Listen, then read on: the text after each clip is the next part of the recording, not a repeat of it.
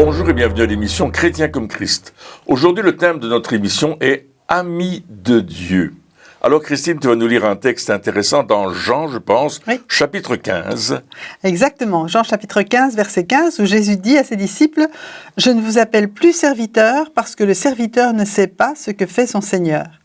Mais je vous ai appelé amis parce que je vous ai fait connaître tout ce que j'ai appris de mon Père. » Et là, vraiment, Jésus met quelque part un cran au-dessus en disant « Ok, serviteur, c'est bien, mais c'est pas ça. Il y a une autre relation entre nous et il y a vraiment un partage. » Oui, justement, dans l'émission précédente, on parlait de l'identité, de qui nous sommes. Et là, effectivement, le fait d'être amis... Qu'est-ce que ça implique finalement? Parce que on parle de serviteur, hein, donc Jésus dit mais je vous appelle pas serviteur, mais je vous appelle ami. Donc ça veut dire quoi? Ça veut dire que est-ce que parce qu'on est ami on ne sert plus le Christ, ou est-ce que c'est juste une autre dimension? La dimension est totalement différente. Le serviteur, c'est l'esclave. Il fait ce que le maître lui dit. Un point, c'est tout. L'ami, il est lié à son ami. Ils sont liés ensemble, ils vont cheminer ensemble, ils vont se mettre d'accord pour faire des choses, ils vont partager leur cœur. Ça nous parle d'intimité, ça nous parle d'une relation profonde. On n'a pas beaucoup d'amis, n'est-ce pas, dans la vie de tous les jours, mais on a des amis à qui on peut se confier quand il y a une difficulté, à qui on peut faire appel quand on a un besoin particulier. Donc l'ami, c'est quelqu'un de beaucoup plus proche qu'on ne peut imaginer. C'est vraiment proche l'un de l'autre. D'ailleurs, le mot grec, c'est le mot philo, qui a dit amitié, n'est-ce pas? Et voilà, c'est ça un ami. C'est quelqu'un qui est très proche. Ouais, et donc, il y a aussi dans le fait d'être ami, contrairement au fait d'être serviteur, il y a aussi une partie de compréhension. C'est-à-dire que un ami, ici, il est dit, je vous appelle ami parce que je vous ai fait connaître. Oui, donc, il y a une explication qui vient, tandis qu'un serviteur, il reçoit un ordre, il s'exécute sans pour autant comprendre l'ordre, sans pour autant savoir pourquoi on lui a donné cet ordre-là. Et je pense que des fois, des chrétiens sont aussi dans cette mentalité-là. Et peut-être nous-mêmes, on est passé par là où on dit Seigneur, je comprends pas pourquoi tu me demandes de faire ça, mais je le fais. Mais ici, il y a vraiment une volonté de Jésus d'expliquer les choses. Alors, Comment ça fonctionne, voilà. Justement, je pense que c'est au niveau du dialogue aussi avec Jésus, au niveau de... Bon, bien sûr, quand on lit sa parole, on comprend un peu mieux, je veux dire, sa mentalité, mais dans l'amitié, il y a vraiment une réciprocité. On sait que Jésus nous aime, mais on sait aussi que nous, ce qu'on va faire pour Jésus, c'est par amour pour lui. C'est pas parce qu'on est obligé, c'est pas seulement parce que c'est un commandement, mais par amour, on veut faire le meilleur pour lui, et lui fait le meilleur pour nous. Donc il y a vraiment cette complicité en même temps, et comme tu dis, il y a la compréhension, et je crois que quand on dit, c'est vrai qu'on peut dire Seigneur je comprends pas, mais il y a personne qui nous empêche de dire Seigneur explique-moi. Et d'ailleurs, les disciples, quand ils étaient avec Jésus, ils lui demandaient des explications, et Jésus expliquait, par exemple, les paraboles. Ils ne comprenaient pas non plus, ils demandaient, et Jésus leur dit « Ah, vous n'avez pas compris, je vais vous expliquer, ça veut dire ça, ça et ça. » Donc, quand on vient dans la présence du Seigneur et qu'on lui demande pourquoi, il y a beaucoup de choses quand même qui nous expliquent. Et ou au moins, si on ne comprend pas tout avec notre tête, parce que c'est vrai, on l'a dit l'autre jour, Dieu est tellement beaucoup plus grand, mais au moins, on sait dans notre cœur que c'est la bonne chose à faire. Et puis, des fois, il y a aussi la compréhension qui vient après. C'est-à-dire qu'on obéit justement pas parce que on est serviteur, mais parce qu'on est ami. Donc, c'est ça. Donc, c'est aussi la raison pour laquelle on obéit qui est différente. Et puis, des fois, on obéit malgré le fait qu'on ne comprenne pas. Aussi. Hein. Et puis, ensuite, après, on comprend. Donc, au fait, Jésus, il a dit, mais je vous fais connaître les choses. Il n'a pas dit à quel moment, quelque part. C'est vrai. Donc, il y a cette explication qui est là. Il y a le dialogue qui est là aussi. Il y a, donc, on peut, parce que lorsqu'on est serviteur et qu'on reçoit un ordre, on peut pas dire non, ou on peut pas dire explique-moi. On peut pas, on peut rien faire finalement. On est juste on est obligé, on doit obéir, et c'est comme ça. Tandis que ici, quand Jésus nous demande quelque chose, déjà c'est pas un ordre, c'est même si ça peut être vu comme un ordre, mais c'est pas vraiment un ordre dans le sens où c'est pas ressenti comme ça. Oui, c'est ça, c'est une demande et on le fait parce que nous sommes amis, justement. Oui. On va faire quand un ami nous demande quelque chose, un ami proche, eh bien, on va le faire, même si ça nous coûte, etc., parce que nous sommes amis. Il y a une complicité. Oui. Un ami, c'est aussi un associé. C'est quelqu'un avec qui on va faire les choses ensemble. On veut atteindre le même but. On veut avoir le résultat pour lequel on est amis ensemble. Il y a quelque chose qui va se passer dans notre complicité, dans notre association de fait qu'on est amis l'un avec l'autre. On va vivre d'une façon familière aussi avec notre ami. Hein, on ne va pas commencer à dire « Oh, tu es mon ami très cher ». Non, on va commencer à dire… formule de politesse. Voilà, on ne va pas utiliser quelque chose pour essayer… Non, on est amis, on se parle, on se tutoie, ouais. On a une relation familiale même, dans la réalité d'être un ami. Et Jésus, tout en respectant Jésus, qu'il est le Seigneur des Seigneurs et le Roi des Rois, mais il a fait de nous son ami. Et souvenons-nous, hier, on a vu qu'on était un peuple acquis, un royaume de sacrificateurs pour Dieu le Père. Et dans cet ordre d'idées-là, on est amis de Dieu et on travaille ensemble pour le royaume de Dieu. Oui. Voilà notre amitié. Et j'aimerais dire que Jésus, s'il veut nous expliquer ce qu'il a fait connaître, ce qu'il a connu du Père, c'est parce qu'il va passer le relais aussi. En fait, il est venu nous révéler le Père, il est venu sur la terre, nous montrer comment il veut qu'on vive, mais il veut le faire avec nous. Donc même lorsqu'il va retourner au Père, eh bien, il vient vivre encore en nous pour avoir cette relation d'amitié, cette relation de complicité, afin qu'on puisse, à notre tour, je vais dire, démontrer le royaume et expliquer aussi ce que le Père désire. Donc, il nous fait connaître les secrets du Père pour que nous, on les mette en pratique et qu'on les fasse connaître. Oui, donc c'est ça. Donc, et le fait, l'amitié, c'est quand même fort dans le sens où une vraie amitié, ça nous pousse à faire des efforts, ça nous pousse à faire les choses sans forcer, sans sans que ce soit quelque chose d'obligatoire, de lourd. Oui, c'est ça. On veut le faire, c'est ça. Il y a une volonté au fait de le faire, et c'est peut-être pour ça que Jésus dit: mais arrêtez de me regarder comme un maître, et vous comme des serviteurs. Regardez-moi comme un ami, parce que ce que Jésus voulait, c'était effacer cette distance qu'il y a entre un maître et un serviteur. Il y a une distance, même si ouais, c'est ça. C'est comme si lui il est là-haut, là-bas, et le serviteur tout en bas. Et Jésus, non, regarde, on est sur la même longueur d'onde, on est au même niveau. On est ensemble. Et puis il y a dans ce texte aussi, quand il parle du fait d'être ami, il parle aussi, ce mot ami, c'est de dire être ami depuis le ventre de la mère. Donc quelque part, c'est Jésus, il veut une amitié durable. Oui. Il veut une amitié durable, et lorsqu'on a des amis, eh bien des fois ça se passe bien, des fois on se dispute, des fois il y a des couacs, et Jésus veut ça aussi, dans le sens où il veut qu'on soit sincère.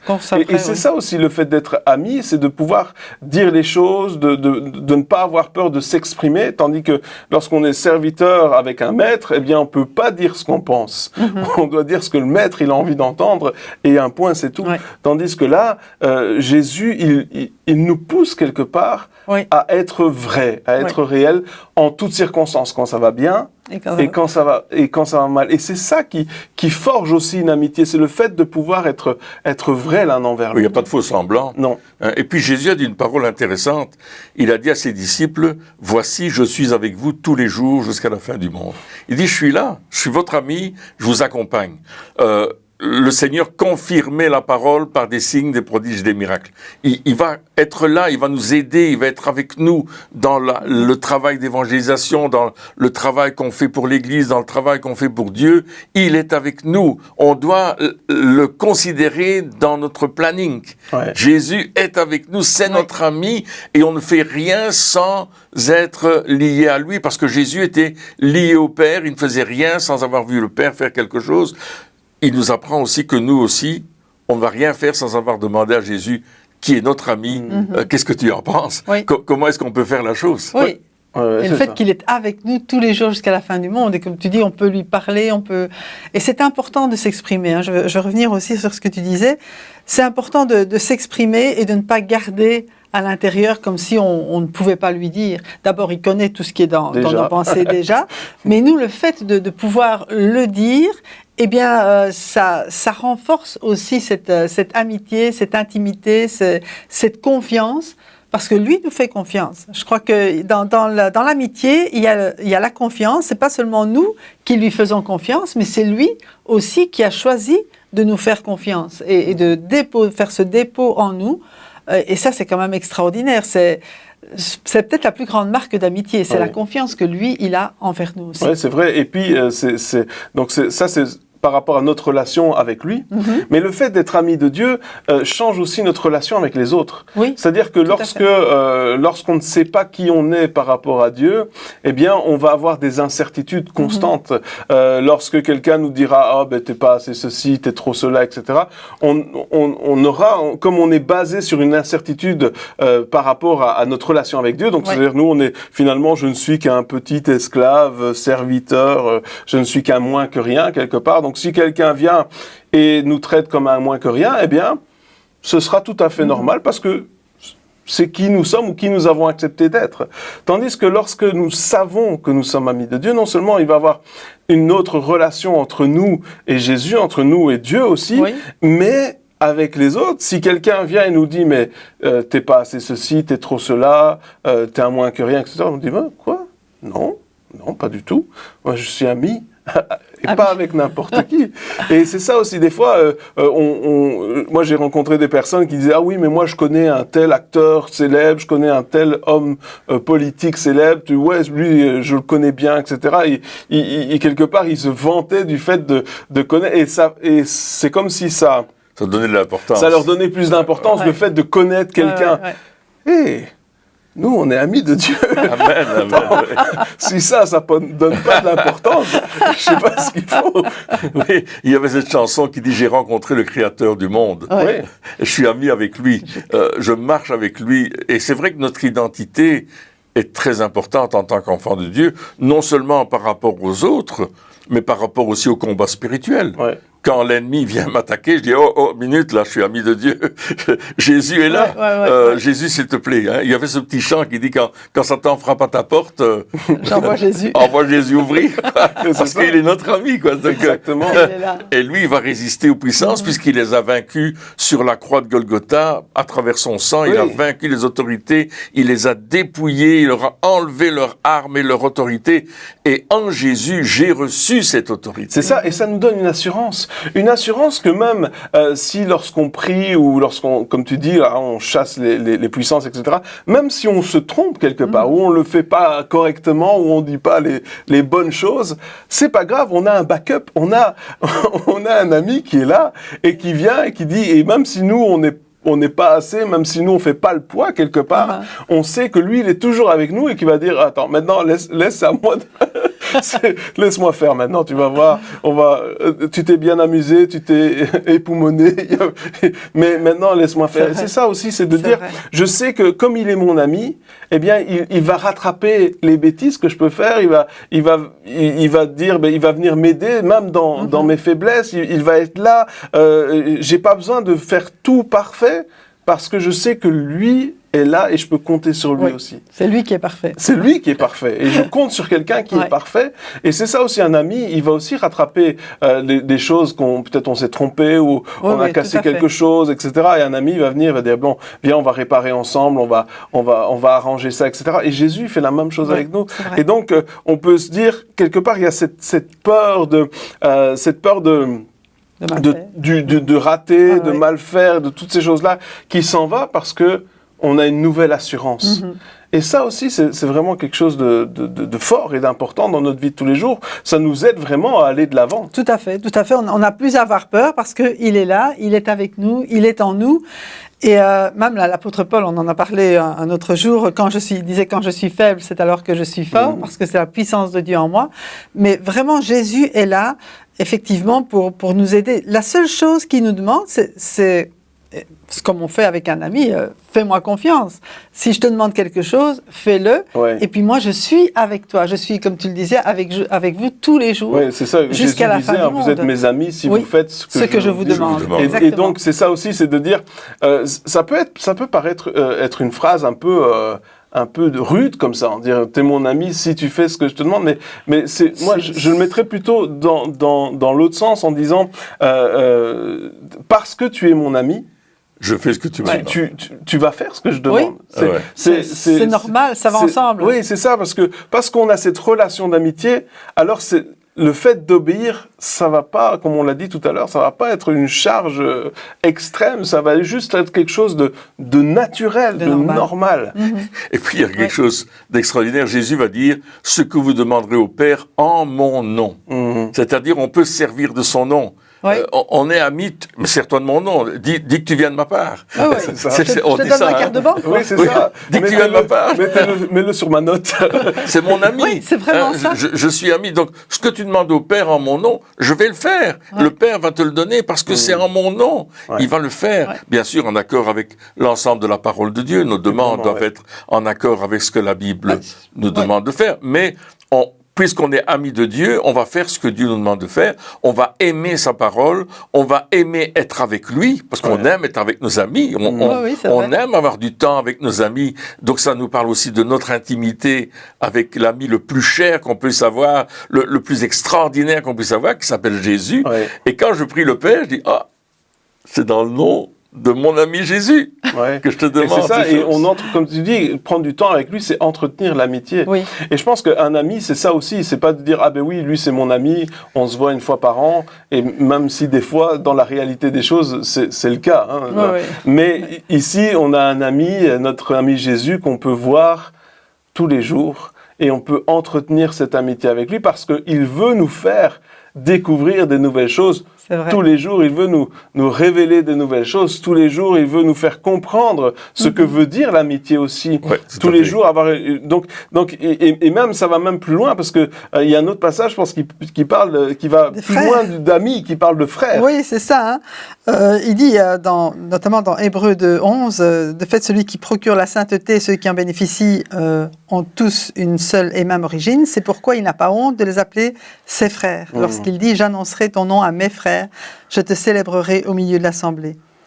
Et il y a un autre passage qui dit que Jésus est l'aîné, le premier-né d'un grand nombre de frères. Donc c'est vraiment aussi la relation que le Père voulait qu'on ait avec Jésus, hein, que ce soit pas seulement notre Seigneur, mais bon, c'est l'aîné, d'accord, c'est mon grand frère. Oui, c'est le grand frère. C'est le grand frère, c'est celui qui montre la route, c'est lui qui est passé par toutes les expériences avant nous, hein, il a connu tout ce que nous connaissons, mais c'est lui aussi qui nous tire de tous nos problèmes en même temps. Enfin, je sais pas, moi, tu as eu un grand frère, je crois qu'il prenait ta défense. Oui, il m'a défendu plusieurs fois. Ouais. Mais c'est vrai, mais c'est ça aussi, c'est de dire, l'un n'empêche pas l'autre, c'est-à-dire qu'on est amis avec notre frère quelque part. Ouais, hein. Et puis, Jésus, c'est lui qui est saint, il a fait de nous frères et sœurs, bien sûr. Hein. Oui, bien sûr. Des fils et des filles. Et donc, ça nous donne une légitimité aussi. C'est-à-dire qu'amis, quelque part, il n'y a pas de contrat signé, il n'y a pas de lien de sang, il n'y a pas de... Voilà, on est juste un ami, si par exemple on est, par exemple il y a quelqu'un qui est à l'hôpital et que c'est seulement pour la famille, un ami ne peut pas rentrer. Oui, c'est vrai, il n'y a que la famille qui peut rentrer. Il n'y a que la famille, même si il est plus proche que la famille, il peut pas rentrer. Mais par contre, lorsque on est frère ou sœur, à ce moment-là, il y a le lien de sang qui est là. Et ça c'est ça l'addition, on va dire, au fait d'être amis, c'est ce lien de sang le fait qu'on a, par son sang, il nous a rendu saint, rendu pur. Waouh, celui qui est saint nous a rendu saint. Et donc maintenant, non seulement nous sommes amis avec lui, mais le fait d'être frères et sœurs, ça nous donne une légitimité en disant, voici que je suis pas seulement l'ami, mais je suis frère aussi. Ouais, Là, c'est extraordinaire. C'est extraordinaire. On a son ADN en nous. Ouais. Oui. L'ADN du Dieu Tout-Puissant, du Dieu Créateur, elle est en nous. Et tu parlais du sang de Jésus, mais vraiment, ce sang a fait tellement de choses pour nous. Et on peut considérer la valeur du sacrifice de Jésus, parce que quand il a versé son sang, non seulement il l'a versé à cause des malédictions que nous, on avait reçues à travers nos pères, mais il a annulé cette malédiction. Son sang était versé pour ça. À travers les coups qu'il a reçus dans le dos, il a annulé les maladies et les infirmités. On reçoit la guérison à travers ces meurtrissures, nous dit l'apôtre Pierre. Les mains percées nous rendent l'autorité, parce que l'ennemi nous avait volé cette autorité, et il veut qu'avec ses mains on bénisse, on fasse du bien. Enfin, le sang de Jésus a une valeur éternelle pour chacun d'entre nous. Et le plus fort, c'est qu'il a pris de son sang et il est allé purifier le tabernacle qui est dans les cieux et qui n'a pas été fait de main d'homme. Donc on voit que nous sommes des frères, mais nous participons tous à cela, à ce que Jésus a fait à cause de son sang. On a vraiment une participation filiale avec lui. Ouais. Exactement, et en plus le fait d'être frères et sœurs, donc ça nous donne une légitimité, mais ça fait aussi que tout d'un coup on a le même père. Amen, oui, tout à fait. Et là, là c'est encore plus fort, parce que le père, le créateur de l'univers, hein, on a le même père, et là tout d'un coup on a une légitimité et on a une autorité aussi. Oui. Hein, parce que lui, quand Jésus est venu sur la terre, il est venu en tant que fils de Dieu. Et tout ce qu'il a fait, il l'a fait en tant que fils de Dieu. Toute l'autorité qu'il avait, tous les miracles qu'il a démontrés, toute la sagesse qu'il a exposée, toutes les choses d'obéissance, les sacrifices, tout ce qu'il a fait, toute cette autorité qu'il avait en parlant, parce que ce qu'on réalise pas toujours, c'est que Jésus, lorsqu'il était sur terre, lorsqu'il parlait, lorsqu'il enseignait, il est dit que les gens étaient épatés, ébahis, ils étaient sans voix, tellement l'autorité qui découlait de lui était forte. Quand on amenait les malades étaient guéris simplement en s'approchant de Jésus. Donc, il y avait vraiment une onction qui découlait de lui. Et tout cela, il l'a fait parce qu'il était fils de Dieu. Hein, il avait cette autorité-là. Et là, tout d'un coup, il nous dit... Vous aussi. Vous êtes également maintenant fils et filles de Dieu. Toute cette autorité-là, toute cette puissance qui était donnée, toutes ces révélations, elles sont pour vous au travers de Jésus-Christ. Oui. Au travers de Jésus-Christ, vous avez accès à exactement la même chose. Et là, on n'a plus comme excuse de dire « Ah oui, mais ça, c'était Jésus ». Oui, en fait, il a fait plus que ça. Il a dit, les choses que j'ai faites, si vous croyez en moi, vous allez les faire aussi et vous en ferez encore de plus grandes. Donc on doit se dire, ça veut dire aussi que dans notre vie de tous les jours, si on n'a pas encore atteint cette plénitude de l'accomplissement de ce que Jésus faisait, c'est que nous avons besoin de réaliser davantage qui nous sommes, par rapport à Dieu. Oui. Nous avons besoin de réaliser. Et le seul moyen, c'est de s'approcher davantage de lui, parce que c'est là qu'il y a cette amitié qui est développée. Et Jésus, en tant que fils de Dieu, quand il était sur terre, à chaque fois, il prenait du temps pour prier, des fois des nuits complètes. Hein. Il est dit, il passait des nuits complètes à prier, à chercher la face de Dieu. Lui qui était le fils de Dieu, hein, il avait quand même besoin de passer du temps dans la prière, de passer du temps à chercher la face de Dieu. Et nous, eh bien, nous avons les mêmes besoins.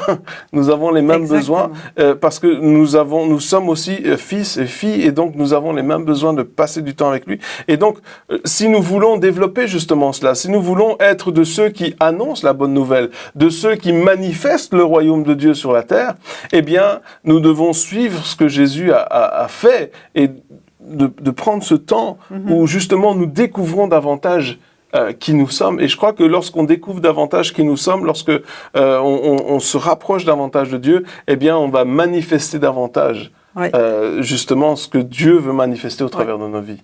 En fait, Jésus, il avait un libre accès au ciel. Ouais. Même quand il était sur la terre, il avait un libre accès auprès de son Père. Il y allait tout le temps. Dans le ciel, il y allait tout le temps. Et il nous a ouvert, je veux dire, ce libre accès. Pour nous aussi, on peut y aller aussi de la même manière. Il a ouvert les cieux pour qu'on puisse nous aussi aller dans la présence de Dieu, aller recevoir les instructions, aller recevoir la force, être renouvelé dans tout notre être, dans sa présence. On a cet accès-là. Et en plus, la Bible dit que tout ce que Jésus a fait, il a fait parce que toute la puissance, le Saint-Esprit, habitait en lui dans toute sa plénitude. Et il nous a envoyé le même Saint-Esprit, le même Saint-Esprit qui était en lui, qui était avec lui, qui l'a ressuscité des morts. C'est le même Saint-Esprit qui nous a envoyé quand il est monté au ciel et que nous avons reçu. Donc, il nous a vraiment équipés pour qu'on soit de plus en plus comme lui. Et c'est le but du Père, c'est qu'on soit rendu semblable à son Fils. C'est pas que lui, il vienne comme un héros et puis il est le seul, il est l'unique. Non, il a voulu vraiment nous communiquer tout ce qu'il avait, tout ce qu'il était pour qu'on puisse nous aussi reproduire et vivre comme il a vécu, non seulement de faire les choses, mais d'être ce qu'il a été dans toute sa nature, dans son caractère. Et c'est ça que l'apôtre Paul dit que on a reçu un esprit d'adoption par lequel on peut dire Abba Père. Et c'est extraordinaire de ce que on peut aller vers Dieu et lui dire Papa, écoute, c'est le Créateur du monde et on peut lui dire Papa, non pas à cause de nos mérites, à cause de ce que Jésus a fait pour nous, à cause de ce qui se passe lorsque Jésus vient dans une vie et qu'on laisse Jésus devenir le Seigneur de notre vie, mais aussi notre ami, notre frère, et qui nous montre que le chemin est ouvert pour aller au ciel, pour aller dans la présence du Père, et recevoir l'onction, être renouvelé de la présence de Dieu, être renouvelé de sa présence, et Paul dira que nous reflétons la gloire de Dieu. Plus nous allons dans sa présence, plus on va refléter la gloire de Dieu et les gens vont dire « Waouh, qu'est-ce qui se passe ?» Mais j'ai été voir mon papa. Et mon papa m'a donné une nouvelle onction. Il m'a rempli à nouveau de quelque chose que j'ai besoin pour le servir. Et j'ai besoin de cela pour servir mon Dieu parce que c'est mon ami. Et je veux le faire. Mon papa et Jésus est mon ami. Dieu, le Père est mon papa, mais Jésus est mon ami. Il est mon frère. C'est mon frère. Alléluia. Et c'est ça. Et nous avons ce libre accès. Hein. Nous pouvons y aller. Et ce serait bête de ne pas en profiter. C'est vrai. Ce serait bête parce que le fait est là. On a ce libre accès, mais tellement de chrétiens encore aujourd'hui n'y vont pas, ou ils vont très rarement, ou ils vont le dimanche matin, ou ils vont lors d'une réunion de prière. Ou quand ils ont besoin. Ou quand ils en ont besoin. Alors que ce libre accès est là. Et il est là pour maintenant, il est là pour dans 1 heure, il est là pour dans 2 heures, il est là pour à chaque moment de la journée. 24 heures sur 24, 7 jours sur 7. On peut y aller encore et encore. Et je pense que si on commence à profiter de ce libre accès, si on commence à dire, OK, maintenant je choisis de venir encore et encore et encore, il y aura vraiment un changement qui va se faire dans notre vie. Et ce changement, ce sera pas simplement pour nous, parce que le but, c'est pas juste que nous allions bien, mais ce changement, il va produire du fruit dans la vie de ceux qui sont autour de nous. Et c'est ça que c'est être ami de Dieu quelque part. C'est être ami de Dieu pour communiquer cette amitié et de dire aux autres, et vous pouvez aussi, vous, être ami de Dieu. Amen. Eh bien, chers amis, merci encore de nous avoir suivis pour cette émission. Et puis, on se retrouve très bientôt pour la suite. Au revoir.